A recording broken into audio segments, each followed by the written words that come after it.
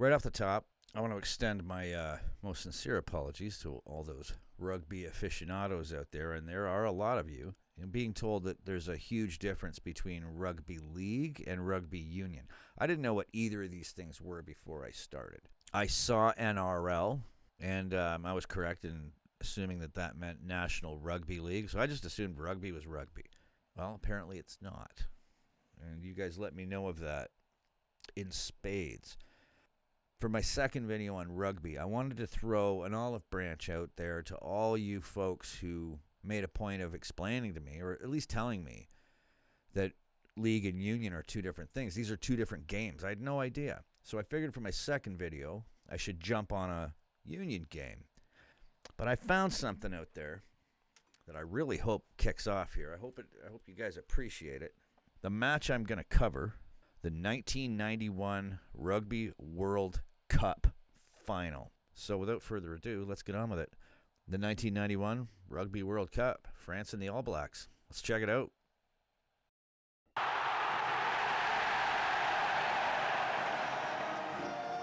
The 1999 semi-final between France and New Zealand was perhaps the greatest ever World Cup game.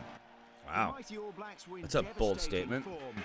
Could their French opponents find the free-flowing Gallic flair expected of them?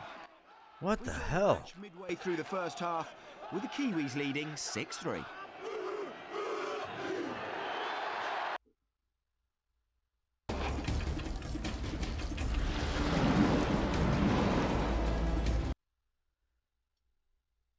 They're going into fucking battle. That's fucking terrifying.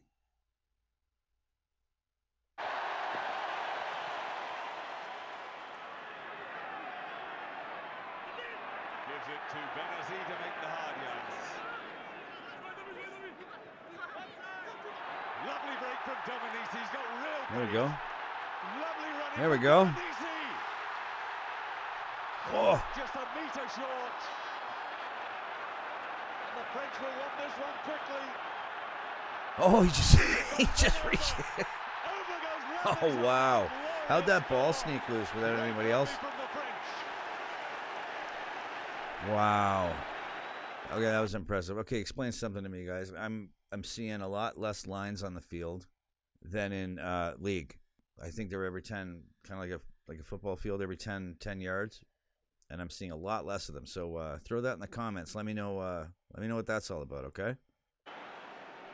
La Maison makes no mistake with the conversion. It's game on. And the conversion. France 10, New Zealand 6. And I understand these conversions are worth different amounts. A penalty decision against the French gave the All Blacks the chance to close the gap. Are the penalties the same?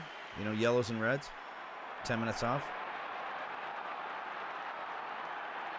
Danger here. Oh, he got taking one for the team. Cuts inside. Man, people are flying all over the place. And Lomu. That guy looks like a fucking savage. Regains the lead for them, and France look frightened. There's these angled kicks. Oh. To the shade.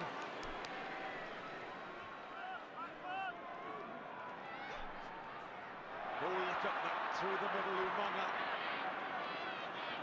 But again, Man, blue line holds. what a rough sport. Wilson back inside to Lomu. They literally jumped on his back. Drag him down. Oh my God, was that guy like stomping on him?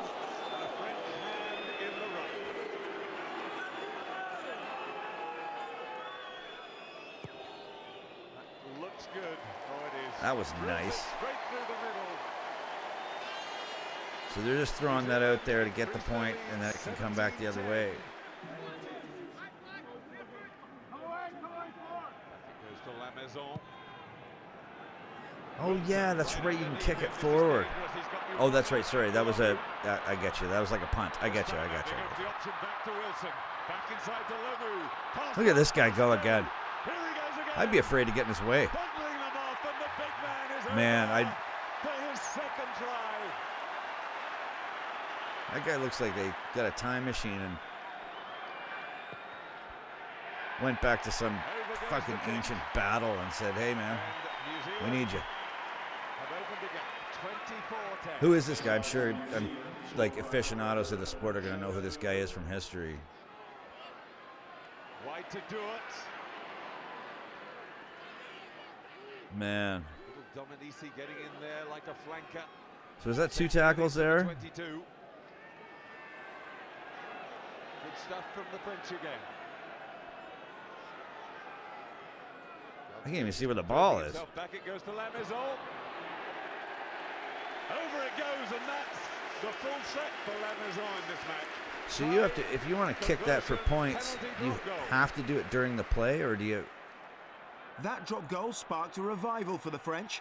A second drop goal from La Maison and 2 converted penalties You guys brought gotta them back to within 2 bear with points me of here. the All Blacks at 24-22. Everyone was waiting for the next twist in the game.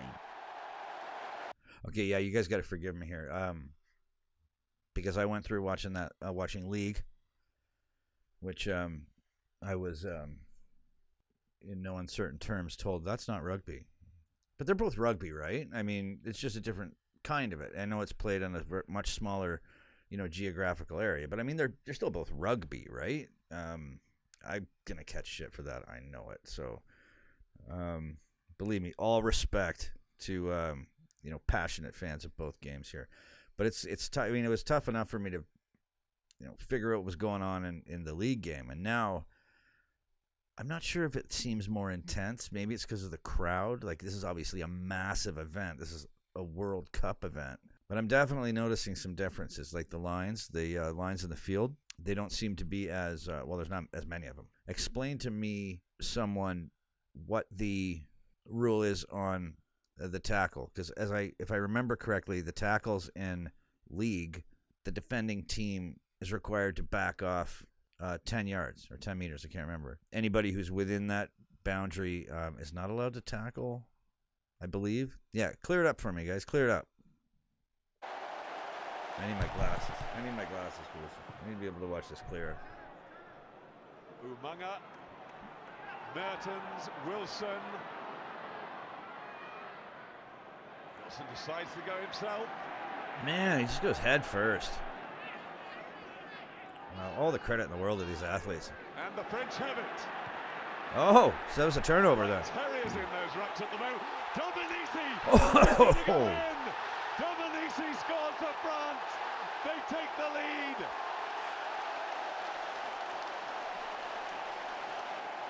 So did he spike the ball? Did he make sure the ball was pushed against the ground? Or again, is that just a League thing? Do you only have to run into the end zone, or do you have to actually put the ball on the ground? La Maison. You gotta forgive my confusion between the two now. And now France have a 5-point lead, 29-24.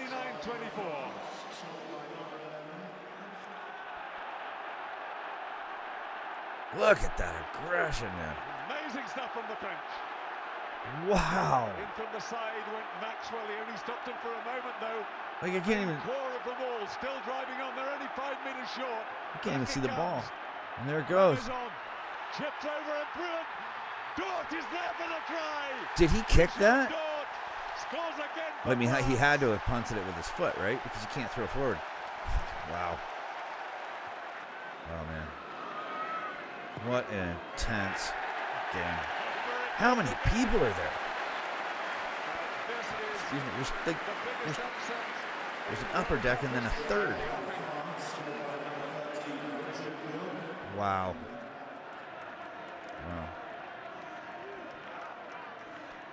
Kelleher, Mertens, Gibson.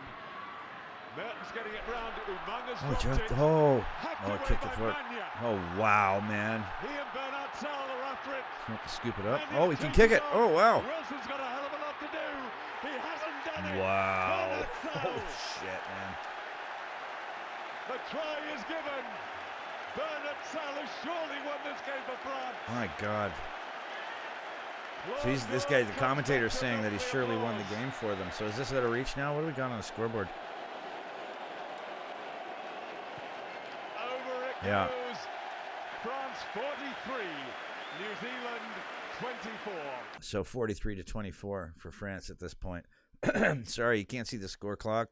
because this game is so long ago, it was framed for like a TV. It's like a 4x3. So in order to fill the screen, I had to center it and zoom in. And the only way to really get a good view of the whole game, I had to kind of lose the score clock there. But I'm sure you guys were already following. So anyway, let's watch the end of this. This is wild.